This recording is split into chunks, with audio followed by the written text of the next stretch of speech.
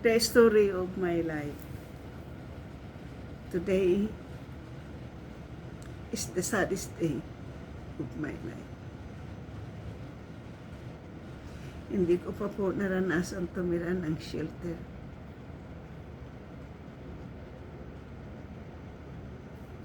Hindi ko pa po naranasan tumira ng shelter. Hindi ko pa po naranasan humingi ng tulong simula po namatay yung aking asawa hanggang ngayon. Yun lang po.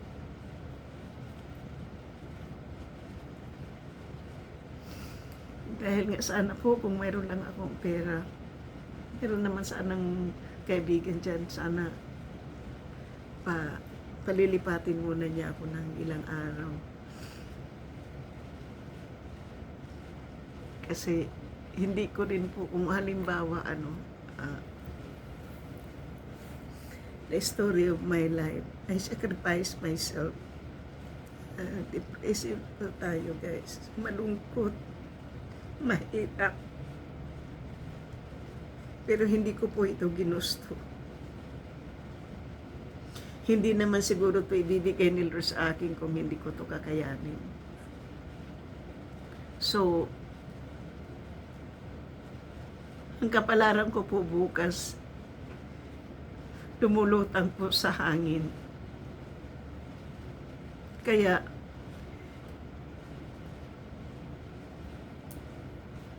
hindi ko po pinagsisihan yung sarili ko na umalis po ako doon sa akin pong tinirahan. Hindi ko po pinagsisihan po na umalis po ako doon dahil natatakot na po talaga ako. Kasi po, hindi lang talaga ako isang bisis na napagbintangan ng ano lang yung binibintang sa akin.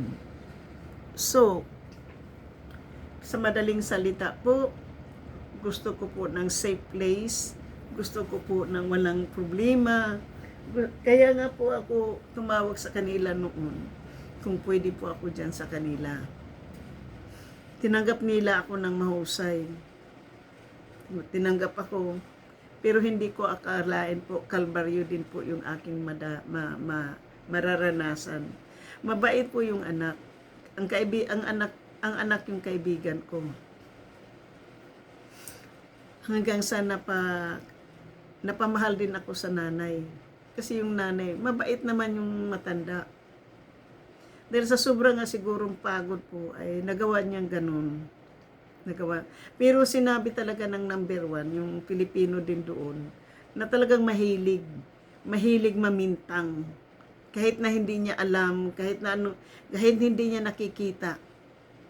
Mahilig talaga daw yung mamimintang. Kaya nga po yung matanda na yung pinapaingat po. Dahil kapag hindi po siya mag-iingat po, baka mayroon din pong mangyayari po sa kanila ng kanyang anak. Kasi ang una po talaga niyang pinagbintangan dyan, na nasira yung pinto, talaga yung number 2, na isang mama na puti. Number 2 po talaga yung pinagbibintangan. Dahil nga sa police report, ako ngayon po ang sa akin po ngayon nangyayari ito. So, hindi ko po talaga alam at hindi po wala na po akong maano. So, at saka po, simula pong nagbablog ako, guys, ngayon pa ako na-depress muli. Ngayon pa po ako na-depress muli. Simula po akong nag-start mag-vlog 3 years ago po. Ngayon lang po ako na-depress. Hindi ko po naranasan pang na-depress simula ng nakatira ako doon sa kaibigan kong nagbayad dito sa hotel. Hanggang sa nakapunta ako doon sa aking hanggang nakapunta ako kahit saan-saan. So, hindi po ako nakaranas na ng depression hanggang sa nakatira ako ng nag-umpisa po yung pamimintang sa akin, I think June. Siguro early pa that, mga May, April, May, ganun, June, March, April, March, April, May. Siguro mga 4 na buwan ako dyan na nag-clog up yung kanilang kwarto. Tapos nung nilinis ko din po yung yung tae ng aso, suka ba yun? Pinagalitan ako ng katakot-takot na pinagalitan ako ng matanda. Halos na minura na ako sa matanda. Tapos,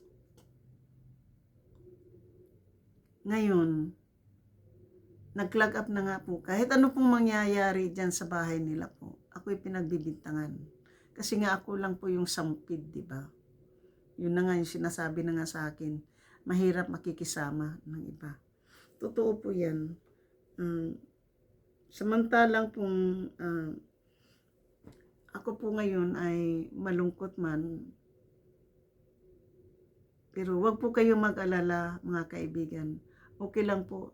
The story of my life, hindi mo ma-drawing, hindi mo maisip, hindi mo maano kung bakit homeless man ako, pero ang itsura ko hindi naman ganun ka-dirty.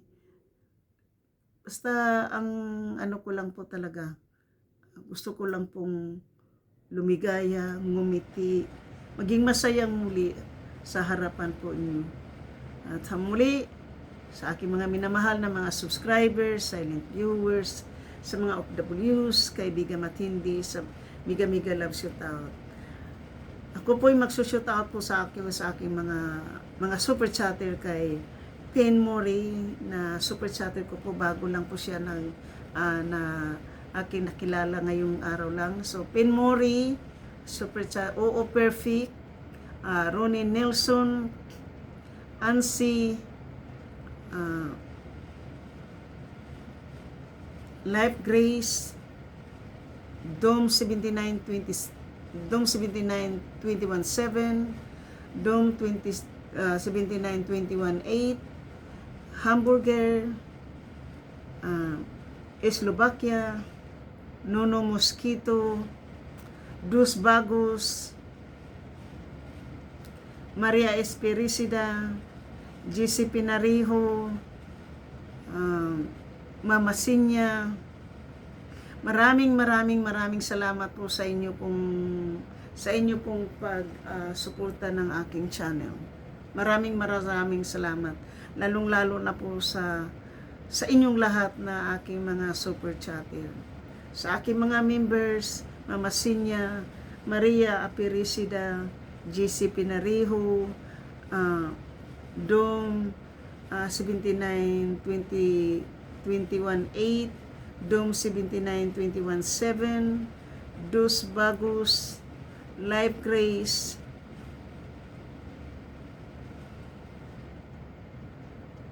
Ermin O,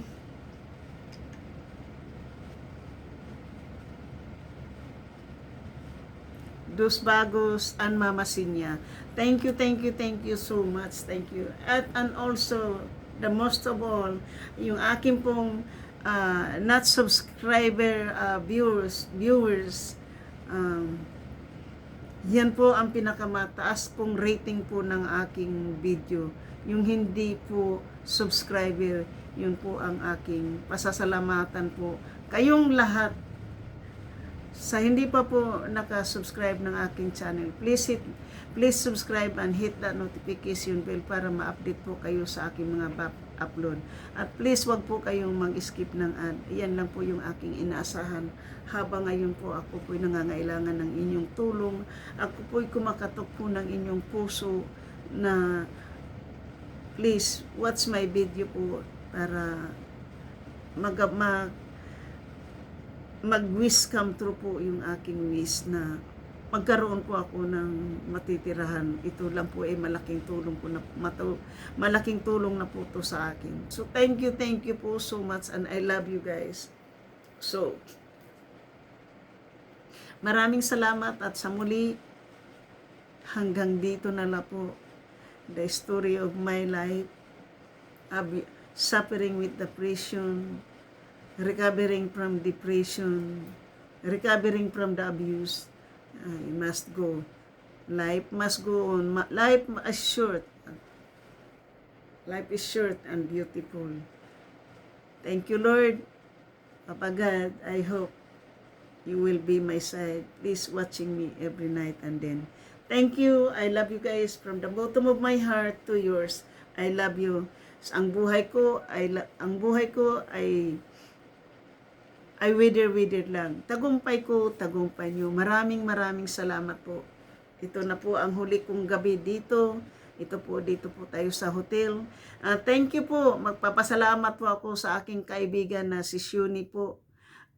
Si Shuni po at si Joy. Yun po sila ang tumulong po sa akin. Hindi ko na po babanggitin yung kanilang kanilang apelyido. Shuni and Joy, daghan salamat sa inyong tabang kanako. Sa akong kinasing-kasing kong magpapasalamat sa inyo from the bottom of my heart. Hinigugma ko kamong duha mag-asawa. Thank you and I love you. Bye-bye po.